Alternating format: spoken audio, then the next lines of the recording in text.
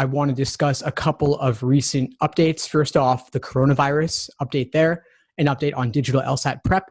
And then I want to take some time to discuss the mindset of a 170 plus scorer, what that looks like. Because even if you're not aiming for the 170s, which I think you should be, but even if you're not, even if you'd be happy with high 150s or 160s and so on, it still pays to think like a 170 scorer, because if you do, then you will increase your score significantly by better understanding the mindsets of the people who make this exam as well.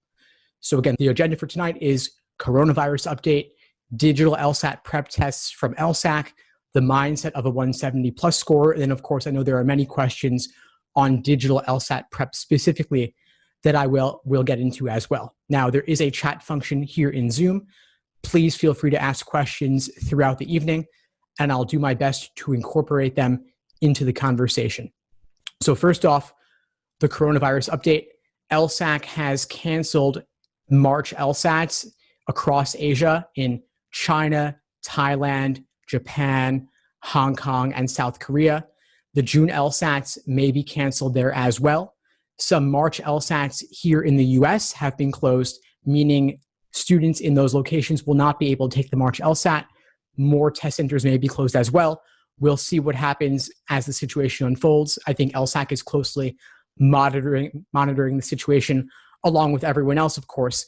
They have a page on their website linked on their homepage as well. I'm putting here in the chat if you would like to see more on that. But for anyone who's registered for the March or April LSATs pretty much anywhere, I certainly wouldn't count on being able to take it then. You might want to be thinking about June or July in addition or instead. We'll see what happens.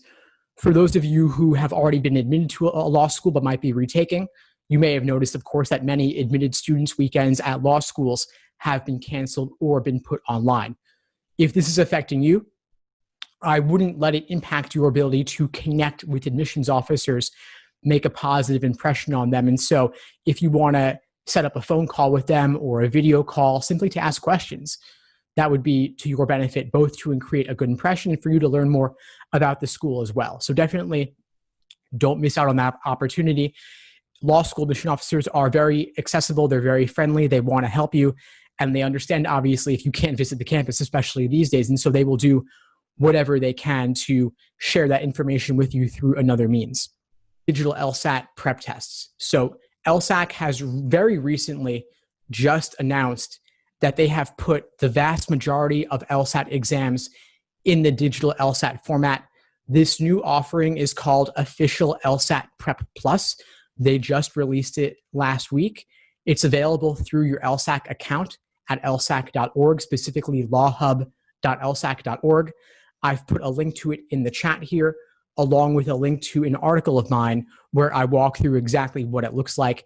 Basically, you're getting the vast majority of published LSATs in the exact same digital LSAT format. You'll be getting them on test day. This is the best way to prep for the digital LSAT, and it is available exclusively through LSAC on their site. It's $99 per year, but if you have a fee waiver or received one anytime in the past couple of years, 2 years, it will be free for you. So it's a great bargain, much cheaper than getting the exams in books of 10, and much cheaper than the previously available digital LSAT exams from private companies. So definitely well worth getting a subscription to that. I suspect that virtually everyone taking the LSAT will be getting an official LSAT Prep Plus subscription at some point over the course of their prep. If you're not ready to make the plunge on that yet, or you're just kind of feeling out the LSAT, learning a little bit about it, there are a couple of exams available through your LSAC account, specifically exams 71 and 73. And you can get 3 exams at familiar.lsac.org. But that's meant to be more of a familiarization tool, just to show you what the exam is like in the digital. That's a recent update along with the coronavirus, of course. Now, the mindset of a 170 plus score, what goes into that process? So I have a lot of different thoughts on that. They're not necessarily cohesive. It's more just a general smattering of ideas I've had related to this, what I've seen that's worked for my students over the years, what I've seen that's worked for students in my courses, those I worked with one-on-one, and what I've seen from students elsewhere. Personally, I scored a 175 on the LSAT, but it took me a very long time to get there. my initial cold diagnostic was a 152, and my next several diagnostics were also in the low 150s. And I became increasingly obsessed with this exam the more and more I studied it. And as I was saying with a student yesterday who was experiencing burnout, obsession can be both a blessing and a curse. It can be a blessing in that you are willing to do whatever it takes, put in all the hours and days and weeks necessary to master this exam, even if it involves doing every single exam ever released, as it did for me. But on the flip side, the curse of it is that it can lead to burnout. And it can also potentially lead you to focus on the wrong things. What I noticed from students and what I've experienced myself back when I was studying is that you fall into this pattern of taking exam after exam after exam, measuring your results, being happy or sad about those results, and then moving on to the next one. And you might track your results in a spreadsheet or a Google Doc, charts and lists of questions you've gotten wrong. But if you're doing exam after exam, like maybe one a day or even more than one a day, you're not taking the time to fully understand them and learn from your mistakes. So my recommendation, instead of what I call this obsessive practice exam narrative, is to slow down, build the foundation first, and then review. My framework for LSAT studying is what I call the LASER approach to LSAT studying. LASER is an acronym that stands for learning, accuracy, sections, exams, and review. And it's the process that I see working for those who ultimately achieve top scores on the exam. Again, slowing down, building the foundation first. Learning, accuracy, sections, exams, and review. Learning is theory, reading textbook chapters, watching course lesson videos, building a basic familiarity with the exam. A is for accuracy, doing individual questions by type to better understand the proper perspective from which to view each one. S is for sections, doing individual timed 35-minute sections to work on your pacing. E is for exams and endurance, and R is for review. This is the framework, again, underlying my LSAT study plans. I'm not going to spend too much time on this because I know I've covered it extensively in my other classes as well, but I did want to mention it briefly. I couldn't neglect to mention it, of course. Now, review. What does review look like? The last stage of LASER. This is the part that I think is most often overlooked from the vast majority of people studying for this exam, but it really is the key to unlocking their success. And so I've put together what I call the Socratic review method, which is a framework for understanding your mistakes, why you made them, and how you can avoid them going forward. So let's take logical reasoning as an example. You want to see where your misunderstanding stemmed from. Was it in the stimulus? Was it in the question stem? Or was it in the answer choices? If it was in the stimulus, what about the stimulus specifically tripped you up? How did they ramp up the difficulty level of the argument? And this is where it's really important to see the exam from the test maker's perspective. If you were trying to design an argument or design a reading comp passage and make it as difficult and confusing as possible, what would you do to increase the difficulty level? What tricks and traps would you lay for students? For reading comp, it's really apparent because reading comp passages are based on real-world source material. It could be an academic journal article. It could be a book review in the New York Times, for example, as one of them is. And so you can see the source material and compare it to the actual LSAT reading comp passages. And they have boringified it or boringized the LSAT material to make it harder to understand. They include references that are kind of tangential to the topic at hand, plenty of different little asides here and there to throw you off, to shift your focus from what is actually the main point or the primary purpose of the passage. They might include conditional statements. They might take the contrapositive. They might separate different pieces of information that would be more comprehensible and smoother if you were to join them together. And if any of you are familiar with editing for English papers or research papers and such, you might be familiar with a tool called Hemingway, the Hemingway app, where you can copy paste text into a field and it'll show you how to make the writing more concise and more clear. And with LSAT reading comprehension passages, they fail this test big time. You copy paste one of those in and you're seeing that there's tons of run-on sentences. And so those sentences or clauses might be better separated from each other in order to make them clearer and easier to understand. LSAT is doing the opposite. They're basically turning them into something pretty similar to legalese, where they're burying the main idea, they're burying the lead. And that is not by accident, that is very much on purpose. So to bring it back to your review process, which particular tricks that they laid there for you to make it more difficult did you fall for? Was it including words like unless, except, until, or without? Was it failing to recognize conditional statements in the absence of key indicator words? Or was it that they buried the conclusion in the middle of the stimulus? Those are the kinds of things you want to look for. Then if your misunderstanding was in the question stem, was it some particular unfamiliar wording in a question stem? A lot of times on tougher questions, LSAT will reference common question types like flaw, strengthen, weaken in unfamiliar way using synonyms. They're breaking out their thesaurus, because if they can refer to a common idea in an uncommon way, it will be harder for you to spot it. It's kind of like they're putting a mask on it. They're obfuscating it, making it harder for you to recognize something that you actually understand pretty well. They're just dressing it up for you. Finally, if it's in the answer choices, if that's where your misunderstanding stemmed from, what specifically about the wrong answer choice made it seem appealing to you, and what ultimately makes it wrong? And what was discouraging about the right answer that pushed you away from it, and what ultimately makes it correct? You want to do this again and again and again. And you may even want to keep a mistake log or mistake journal where you write out or articulate your thought process. You want to see if you can teach it to yourself or teach it to someone else, ideally. A mistake journal is great if you want to track it for yourself and if you have no one to talk to about this.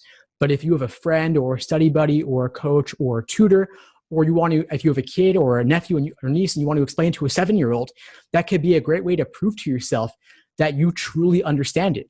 A lot of times I ask a student of mine to explain it back to me and they can't, or they'll just reread the stimulus word for word. And that's cheating. That doesn't count. You don't truly understand it unless you can, without looking at the original source material, whether it's a reading comp passage or a logical reasoning argument, putting it aside, turning it over, looking away, and rephrasing it in your own words by memory to prove that you understand the general principle underlying the argument or underlying the passage. That is the true test of whether you truly understand something. And I can tell you personally that throughout my LSAT teaching career, I've been teaching this exam since 2005. I learned a lot on my own personal journey to get a 175, but I learned a lot more as I taught hundreds and thousands of students over the course of my career, because I was teaching the same question 20, 30, 40 different times, but not every method works for every student. So I had to keep developing different ways to explain the same concept or different methodologies until I found the one that stuck. And so if you're trying to explain to somebody who's not studying for the LSAT or someone who's not scoring nearly as well as you, it might require you simplifying it, dumbing it down, reframing it in different ways, making analogies to make the point more clear. And as you do that, as you talk it out, you better refine your own thoughts. I believe that speaking and writing and teaching is a great way to clarify your own understanding of a concept. It's too easy if you are trying to review something to just on your own, to just look at the correct answer or look at an explanation or watch one and say, I get it now, and move on. This process does not take 30 seconds. It doesn't take 2-3 minutes. It may take 10, 15, 20 minutes or more. My rule for practice test, Steve's practice test rule is maximum 2 timed exams per week and minimum 2 hours reviewing each exam. So max 2 tests per week, minimum 2 hours reviewing each exam. The reason for this is that you've got a lot of questions to review, and possibly more than you think that you do.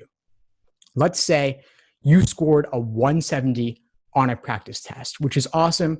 Most people probably aren't doing that consistently because by definition, 170 means you're in the top 3% of all test takers. But let's say hypothetically on a practice test, you got a 170. That means you got about 10 questions wrong on average.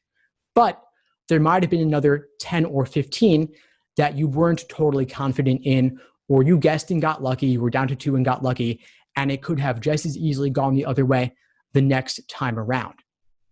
That means you've got 20, 25 questions to review, 20, 25 questions that you got to explain to someone else, articulate for yourself, or at the very least, write out in a mistake log or mistake journal. And I have an example of what that could look like from one former student. And I've put the example in the chat here of what his articulation looked like. And this is not the perfect way to do it. This is not the ideal explanation, but it is realistic. And I think any one of you could do something quite similar. Now, some other thoughts in terms of getting into the mindset of the test makers, getting into the mindset of top scorers. I want you to think about reverse engineering the exam to see it from the test maker's perspective, see how they would increase the difficulty level. And so rather than simply tell you my guesses or rehash what I said a little bit earlier, I think it could be useful for you to look at this on your own. Because I actually, as part of my own personal obsession with this exam, I managed to befriend a guy who used to write actual LSAT questions for LSAC. And I've conducted a series of written interviews with him, as well as video interviews with him. And I've put links to those videos and written interviews here in the chat. They're available on the LSAT Unplugged YouTube channel and podcast. I put these out as a public service just to help people get more access to someone who's really quite rare to hear from. He describes the process by which LSAC trained him to write LSAT questions from scratch. And as you could imagine, they're quite picky about the questions they take on this exam. They're very tightly written. The people who write these questions are philosophy PhDs. And from reading LSAT questions and talking to this guy, I can certainly see how writing these exam questions could change somebody. And he really writes like an LSAT problem. The way he talks is like an LSAT problem, very precise, very articulate, and very specific with all the words he uses, and high-level vocabulary as well. It's not an easy job to get, and I have a lot of respect for the people who create this exam. They're very deliberate in what they do. So aside from this review process, or even writing your own LSAT logical reasoning questions or answer choices, another thing you could do that's probably a bit more accessible is writing your own LSAT logic games. I've personally written a half dozen or so of them myself, and I've enlisted a number of students to write their own logic games as well as exercises. And so I've put together a compilation of them, 10 of the best ones.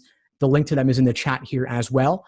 And so I learned a lot personally by writing my own logic games. These are not just copies of LSAC ones with the topics changed. I wrote my own originally from scratch, although they were to some extent loosely inspired by real games.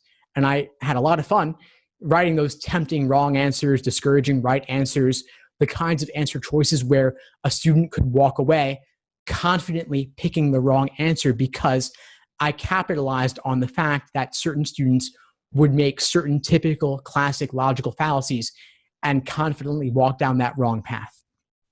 So definitely check those out. But not only that, I want you to use those as inspiration for you to write your own mini logic games at the very least, because coming to see them from that perspective, I think you'll get a much better sense of what goes into making this exam and some of the common mistakes that students could make. Some other ideas for thinking outside the box here in terms of getting that top level understanding of the exam. You could film yourself doing LSAT problems. So you station a camera above your workspace, above your desk, and film yourself working through a section or working through a game, and later looking at the recordings to see where you may have spent too little time, where you may have spent too much time and gotten bogged down. And so you want to make sure, of course, that you avoid making the same mistake in the future. In terms of logic games, you could try memorizing the rules to build your short-term working memory. So you look at a game, you draw your diagram and draw the setup, draw the rules, then look away and see if you could recreate them all from scratch without looking back.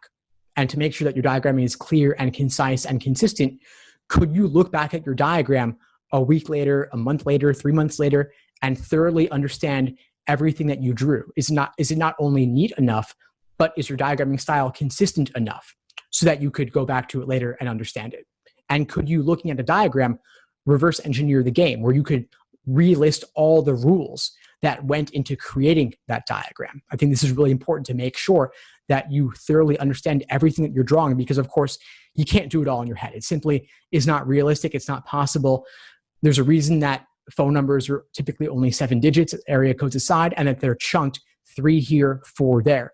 We have real hard limits on our working memory, and there's no reason to try and push yourself too far past that, unless you're wanting to be a memory champion and compete in competitions or something like that.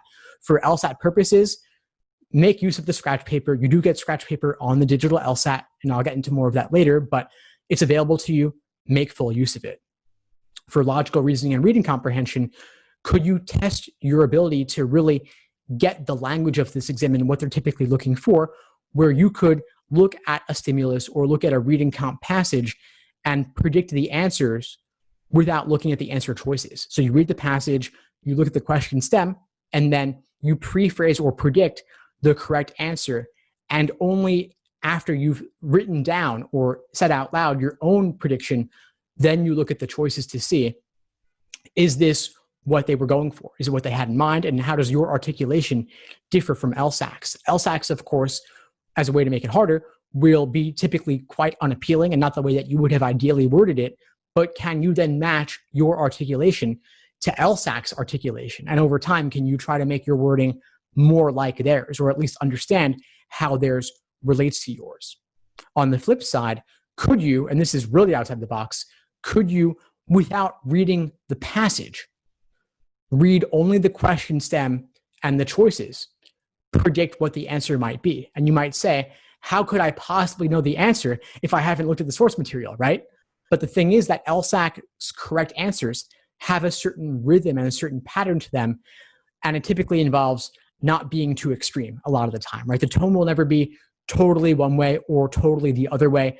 It might be something like qualified approval, for example, so rather moderate in nature. And then for necessary assumptions and sufficient assumptions, there are certain patterns associated with those question types that I could get into in another context. But the idea is that there are certain degrees of tone or how extreme they are in what they're looking for, and you can use that to your advantage. Finally, for logical reasoning, when you see all that abstract or vague language, could you define it out of context? So when they say things like they're presupposing what they set out to prove, do you know what that means? Could you summarize it? Could you rephrase it more simply? Or words like in phrases like counter premise, subsidiary conclusion, and so on. Can you note those shifts in degree of certainty in the categories of things they're discussing? Can you note absolute versus relative comparisons? Things of that nature. The last thing I'll say, and then we'll get into digital LSAT specifically, of course, is that the general mindset I found to work best for this exam is to be extremely critical and skeptical of arguments, to not take things at face value, and to recognize how little it is that we actually know and we can actually infer based upon a given set of facts. I typically find that lower scorers tend to over-assume. They assume too much with the given information, and typically higher scorers tend to recognize that we can only infer to a certain extent, that our reasonable inferences or deductions are rather limited in nature. We can't go as far as we might typically think, or as LSAT would want us to go. And so I have one example, one of my favorite LSAT questions of all time that I'll reference here just for purposes of illustrating this fact. There's an argument, I think it's from test 38, prep test 38, where they have a doctor who is a smoker, yet he wants to ban smoking in public places. Now, this is confusing and strange for a number of reasons. One of them is that we think doctors are supposed to be healthy, therefore they shouldn't smoke. But of course, that's not a reasonable assumption to make. Doctors are human beings, and they have all their behaviors just like anybody else. And so it's entirely possible that a doctor would be a smoker, even if they've been educated to know that smoking isn't healthy for them, for example. Secondly, we wouldn't necessarily expect a smoker to want to ban smoking in public places. We would expect perhaps typically that a smoker wants smoking to be available in as many places as possible so they have as much freedom as they want, as they could possibly have. But LSAC loves to make weird arguments that are somewhat counterintuitive. And so by playing on the unexpected, they lead students to make assumptions that are beyond the given information. So that's just something to keep in mind. And that pretty much closes this section of the conversation. I'm happy to entertain follow-ups and go back into any of this, but I know that there were many questions in mind that students had about the digital LSAT. And so I'll get into that now. I've got a big list of them here that were submitted prior to the class. I'm also happy to entertain more, either now or later as well. And so I'll just run through these one by one. So the first one was, have there been any glitches with the new digital LSAT system? The answer is yes, there have been many, many glitches. It's not a guarantee that you'll have a glitch, of course, but it's entirely possible. Some of the problems include tablets freezing, tablets crashing, the Wi-Fi at the test center not working properly. And all of that, of course, is entirely out of your control. The digital LSAT rolled out in July of 2019. It went full out in North America in September 2019. And since then, there have been a couple of LSAT administrations, each of which has been plagued by a number of digital LSAT tech issues or glitches.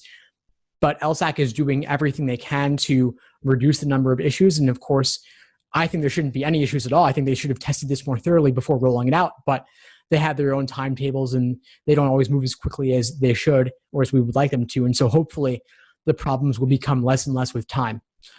One thing you can control, though, is that the issue of glare on the tablet screens. And so when you walk into your test center, there may be fluorescent overhead lighting that creates a glare on your tablet screen. And you can tilt it to varying degrees. And that if you tilt your tablet screen, that may reduce the glare based on the angle of your tablet interacting with the overhead lighting. But if after you walk in, you are not able to tilt the tablet to a degree that makes it workable for you, before the test actually starts, raise your hand, speak to the proctor, and ask them to move you to a different seat.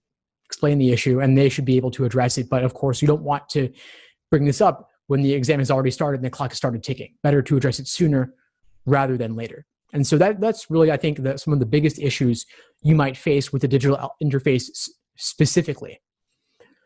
Other problems in general that don't relate to the digital LSAT might be noise from outside, noise from the proctors. If you're taking the LSAT in the fall during a homecoming game on a college campus, of course, you may experience noise, and all of that, of course, is once again out of your control.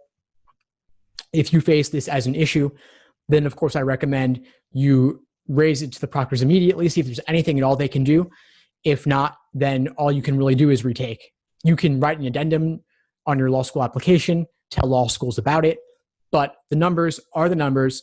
Law school admissions is primarily numbers-based. It's your LSAT, then your GPA, then everything else. And so the answer I've heard from talking with countless admissions officers about this is simply retake, get the higher score. They don't really want to hear excuses. They know about the issues, their understanding of the issues, but at the same time, the numbers speak for themselves, and they never really know what you could have done unless you actually get the number itself. When it comes to prepping for the new digital format, what should you focus on? I think the biggest thing is get a tablet and practice with it. The digital LSAT is administered specifically on a Microsoft Surface Go 10-inch tablet. You don't need to get one of those specifically. Any old tablet would be fine. A Samsung, an iPad, an Amazon Fire.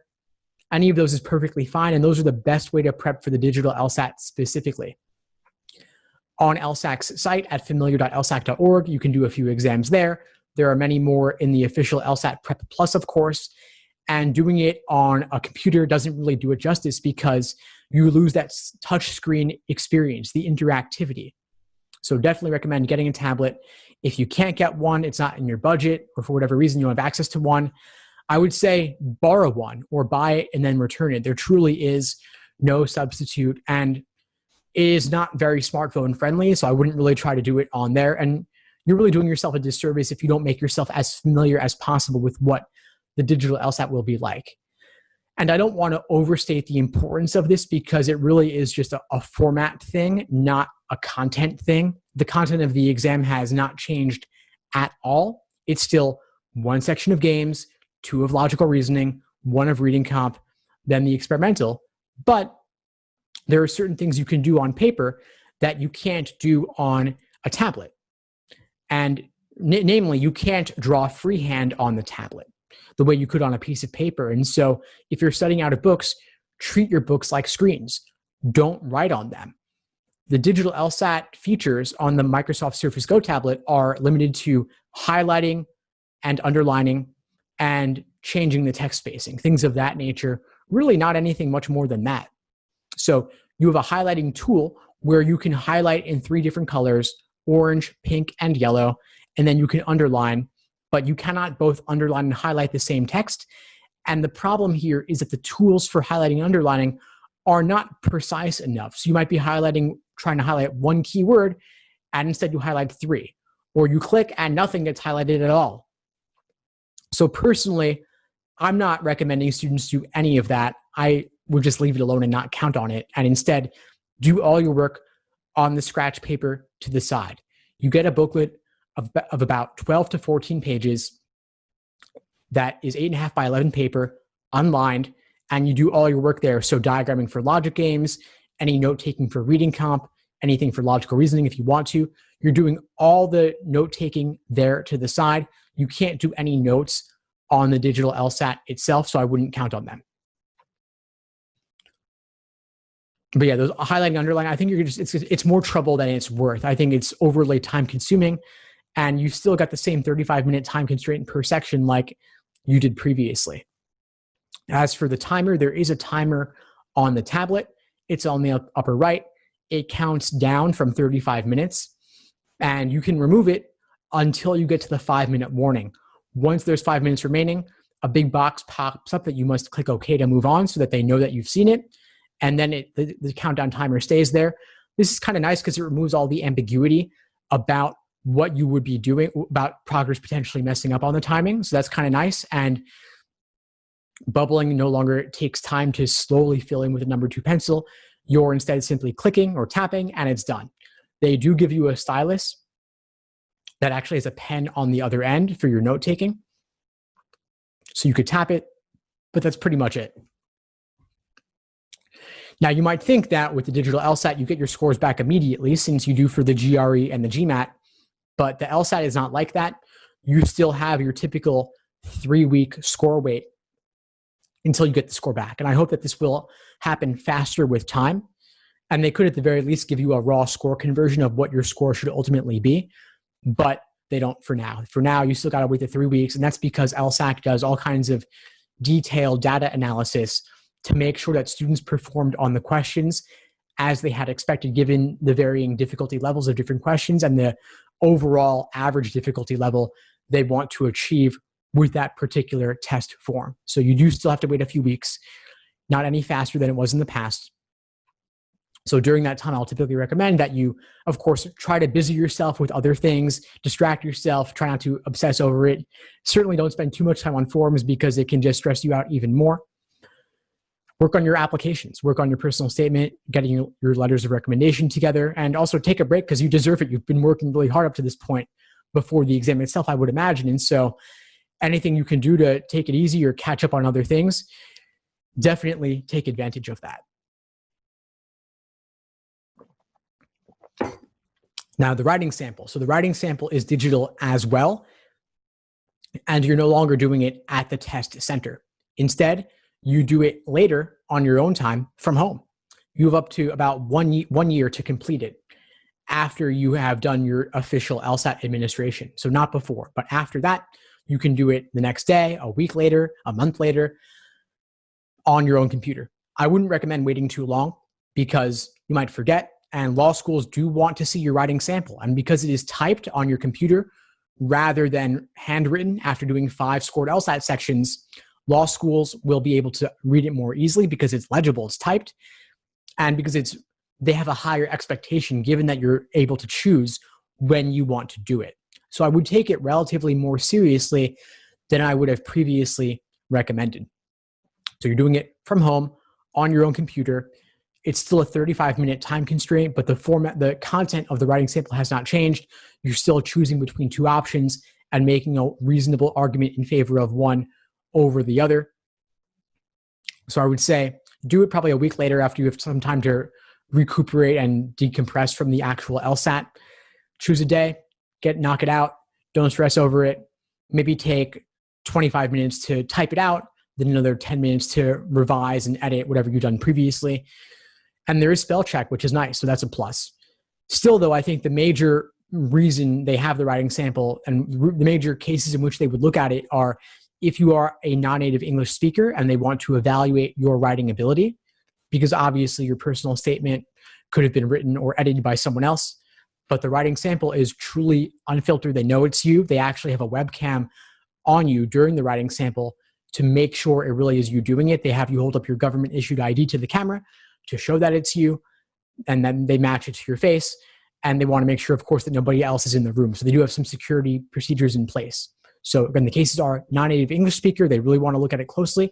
And if your English or writing grades in college weren't as good as that you might have liked them to be, they want to see, do you have the writing ability? Because law school, of course, exams do involve a lot of writing. Lawyers need to be able to write a lot. And so they want to really check and evaluate your writing ability there. So do take it seriously no matter what.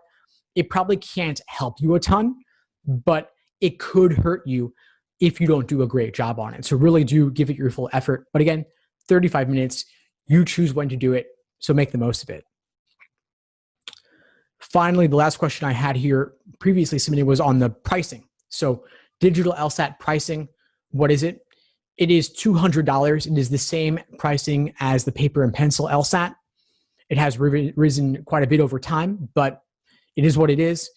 And with a fee waiver, if your income meets the requirements, you could potentially get a couple of administrations for free, in addition to getting the official LSAT Prep Plus, those digital LSATs, getting those for free. So that's something. And I know it's a lot. Nobody likes to give LSAC more money in fees, but if you think that you'll need to retake, I would make the investment, because if you could get even a single point or two more on the LSAT as a result of retaking, that could translate into tens of thousands of dollars in scholarship money or getting into a better law school. So retaking or taking it again is really a no-brainer from that perspective, even if it is costing you the $200.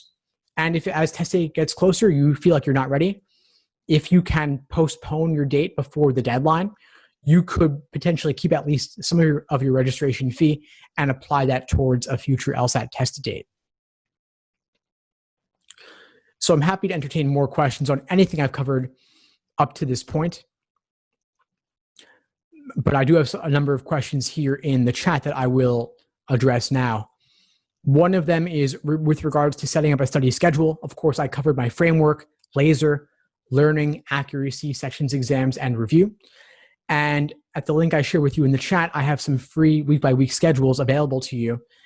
And I have, of course, special study plans associated with my courses that are customized to the courses, showing you exactly which course lesson videos to complete before doing relevant practice problems of that type. So that would be my first starting point there. Of course, they are just general frameworks. You will always want to adapt any study plan to your own personal situation. So my study plans involve games, then reasoning, then reading comprehension, building on each portion. So I'll say basically, read these articles, watch these videos, then complete these specific LSAT problems out of these exams. And I'll say do the ordering games, then grouping, then combination games, but because that's generally easy to hard. But within each category, I'll say do the easiest ordering games, then the intermediate ordering games, then the toughest ones, then easy grouping, moderate grouping, difficult grouping, and so on. Then I'll start with logical reasoning once we get to that, but I'll still mix in games along the way so you don't get rusty on them. And then finally, I'll pull it all together with reading comprehension, then full-length timed exams, and of course, review within that laser framework. As far as making the investment in materials, again, just like registering for the LSAT, it's worth the investment. If you think a single resource could help you, whether it's $20 or $50 or $100, if it gets you another point or two that translates into $5,000 in scholarships or $10,000 in scholarships or getting into a better law school, the ROI on that over the course of your entire career is huge. And so anything that helps you even just a little bit, either helps you save time or avoid doing the wrong thing or give you a clear and concise plan of attack, to me, that's a no-brainer. So definitely take advantage of whatever resources that you think could help you. And many resources, mine included, typically include money-back guarantees. And so there's really no risk involved if you think something could help you, whether it's my study plans or my explanations or my courses themselves even. If you can't afford a tablet, coming back to that. So if you can't afford a tablet, could you study with a book alone and take the exam without practicing on the digital format? Yes, you could. I think that it's better if you can use a tablet at least once. Find somebody, get resourceful. Find somebody who's willing to lend you a tablet for an afternoon. So you could at least do one exam timed in the digital LSAT format. If your budget's very limited, find somebody generous who you know, or a friend of a friend even, who you could borrow it from for an afternoon, do a full-length exam so that you're at least a little bit more familiar with the digital LSAT format. I mean, really, I hope that you would consider it worth your while to ask your general network, post on Facebook, post on Instagram, ask all your friends, send a group text and a group me or something. Find somebody who will lend you one. I think it's well worth it. Now, if you are isolated somewhere, let's say you're in the Peace Corps, somewhere rural, and there are no tablets around for 100 miles, could you study for the LSAT only with your books and then later go to your test center overseas and take the LSAT having never touched a tablet? Yeah, you could. I mean, technically, I suppose with my example, overseas, it's still paper, so that's not the point. But if you could not get a tablet, could you take the digital LSAT and still do well? Absolutely. Especially if you are relatively comfortable with technology. These aren't the most complicated devices in the world. I just think it'll save you a little bit of time knowing where's the countdown timer, how does the highlighting work, how does it work to eliminate answer choices and flag them to come back to later. How does the screen work? I think all that would be useful. You can get a look at it, quite a bit of that with the familiarization tool, even on desktop. So you don't need a tablet, but I do think it would be a nice to have. Now, can the test be done in a written format with accommodations versus digital? Great question. So the LSAT is entirely digital now in North America, with some rare exceptions. And those rare exceptions would in fact be for certain cases that involve accommodations. And so if you think you might qualify for accommodations that involve taking it on paper, of course, I would apply for those accommodations as soon as possible, contact LSAC, get that sorted out because there are deadlines and it does take quite a while in order to actually get those accommodations. I don't think that ADHD accommodations specifically tend to get the paper LSAT format. I think those are typically more in cases involving some sort of physical impairment or disability, like a visual impairment or something else physical. I don't know all the specifics, but I would certainly look into it. But the vast majority of test takers in North America are getting the digital format.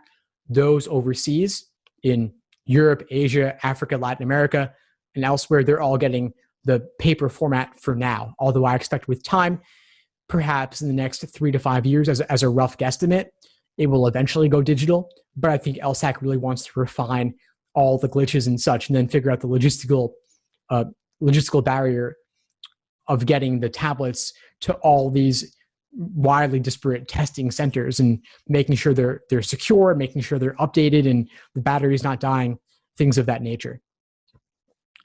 As far as accommodations for extra time, LSAC has been sued a number of times over the years for being too stingy and strict with accommodations. Finally, after one too many lawsuits, they've loosened quite a bit on that. And since then, I haven't really heard of anybody being denied accommodations who had the proper paperwork. And so, especially for those with ADHD, if you get a proper evaluation and you get your paperwork together on time, you can typically get 50% extra time, meaning that instead of having 35 minutes per section, you could get 53 minutes per section instead, which is a significant boost, especially, of course, if you need it. Some folks will get double time. I've had a number of students who had double time, and I don't recommend going for that because it makes your testing day really, really long. I mean, if you think about it, 5 timed sections with 35 minutes each typically works out to being around 3 hours, a little bit more including the break. Now, with double time, that's getting closer to 6-7 hours, especially if you get extra breaks as a result of getting the extra time on top of that. So 7 hours on the LSAT is really a long, long time that I wouldn't recommend for most students. I think that 50% extra time is a good amount that really tends to lead to a positive net result. So I hope that addresses that. But again, if you think you might qualify get everything in order sooner rather than later. Get your evaluation, get all the paperwork together. LSAC has a lot of detailed requirements on their site that I would recommend looking into. If someone's asking, the digital LSAT, has it become easier because it's in a new format? And the answer is no. The LSAT is of equal difficulty as previous. They haven't made it any easier. They haven't looked to make it any harder. This is simply a format change. They are not messing with the content at all, either in terms of the types of questions they ask or the average difficulty level. If we look at the most recently released exam from November, it's not really any easier or harder than ones from 3 years ago. It's roughly the same. The LSAT does evolve over time, but I wouldn't look to tie that evolution of the content to the format change or the switch from paper to digital at all. So I hope that addresses that question.